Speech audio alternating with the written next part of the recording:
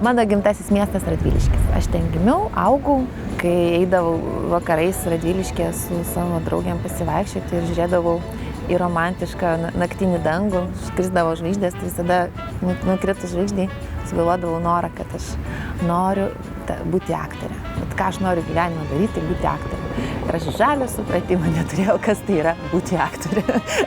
Netidarysiu, Maksai! Man reikia papų! Aš noriu papų! Kiekvieną dieną turi organiškai, tikrai nuoširdžiai jausti, pavyzdžiui, meilę, neapykantą, pavydą, nerimą. Jinai iš tikrųjų labai gerai įsigyvena į personažą ir po to gali atkartoti ir atrodo visai kitas žmogus. Jeigu jinai vaidina blondinę, tai tu pradedi praktiškai įsimylėti į ją. O jeigu, pavyzdžiui, vaidina raganą, tai gali už 2 minučių pradėti ją ir nekęsti.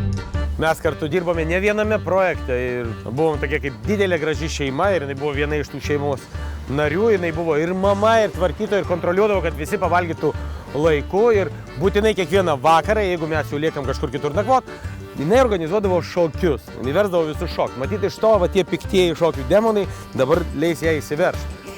Štukytė. Ką? Su Aušra susipažinau maždaug prieš 4,5 metų ir iš karto atkreipiau dėmesį.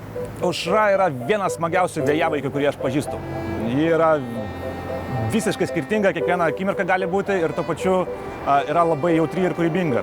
Dima mano iš tiesų yra visiškai nepavydus žmogus. Jis labai džiaugiasi, kad aš šoku, todėl kad aš jau bumbėjau gal kokius 1,5 metų, kad einam šokti, jau būtų gerai mums dviese eiti kur nors šokti.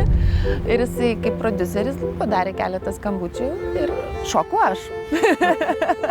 O jisai savo ramiai gali dirbti darbus ir niekas jam smegenų nebepudrina. Dėl projekto mes net vestuves nukėlėme.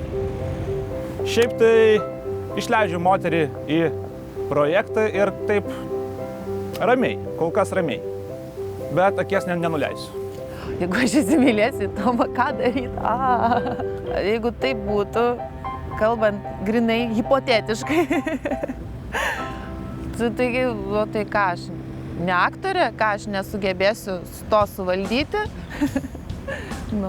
O šiaip švęsti jinai moka, jinai pakelia nuotaiką, padaro iš tikro nuostabią šventę. Jinai labai gerai tepa buterbrodus ir pjausto su šlapenka. Taip, visada gerai ją kviesti.